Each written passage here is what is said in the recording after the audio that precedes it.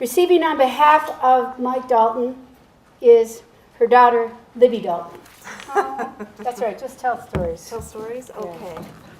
Good evening, and thank you very much. I'm very honored and pleased to accept this award on behalf of my mom, Mike Dalton. Kathleen, Mike Dalton. A little bit about Mike. Here's how she got her name. Her dad was an Irishman in Arizona. He wanted boys. He got girls. Pat, Mike, and Jerry. Then he got a boy, and he named him Tom. So her name is Kathleen Michael Fitzpatrick Dalton, but she goes by Mike, always has, always will. Mike came to Alaska in 1949. She's going to Northern Arizona University and met a young lady named Libby Westcott. They became good friends, and she needed to leave Arizona because she's 100% Irish and too fair-skinned. So Alaska seemed like the right destination. There she met James Dalton, a young civil mining engineer.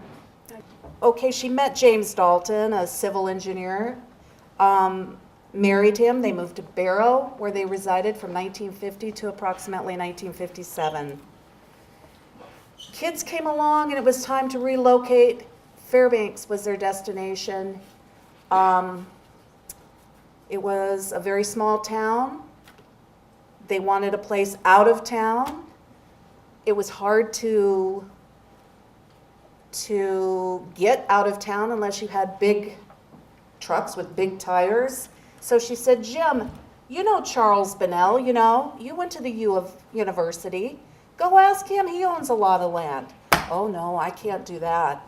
So she took it upon herself to go talk to President Charles Bunnell to see if there was any land he might part with. Of course there is. Go stake out whatever you want.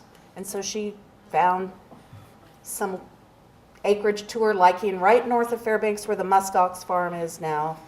And that has been their home since 1956, and she still lives there today. I think one of her first jobs in Fairbanks, well after her initial landing, was a reporter for the Fairbanks Daily News Miner, which she truly loved, met great people, many of whom are here today. She had a great career there. She worked as a reporter and a journalist for the News Miner for 10 years. She covered major events, statehood, discovery of oil, the '64 earthquake, the native land claims. This just threw her out into all arenas of Alaska, and I think that was her calling. After journalism, she switched her careers, working for Senator Stevens. She worked for Governor Hammond. She switched over, became a government worker for the state of Alaska. She worked in Alaska. She worked in Juneau. She went to DC for a year. And then she missed home, so she came back. She never really retired. She remains very active in organizations in Fairbanks, mostly the Pioneers of Alaska, Alaska Historical Society, Alaska Outdoor Council, and of course her passion, the Alaska Republican Party. She slowed down a bit, but overall she's still a pistol, and I can't keep up with her. These days she volunteers her time and knowledge to many organizations and people that she cares so deeply about. I'm really proud of my mom. She exemplifies the true pioneer spirit. She's hiked the Chilkoot 4 times, floated the Yukon River 2 times, driven to Prudhoe Bay 12 times or more. I'm really proud of her, and thank you very much, everyone, for honoring my mom and all these incredible inductees this evening with this lovely award. It's truly a pleasure to accept on her behalf tonight. Thank you very much.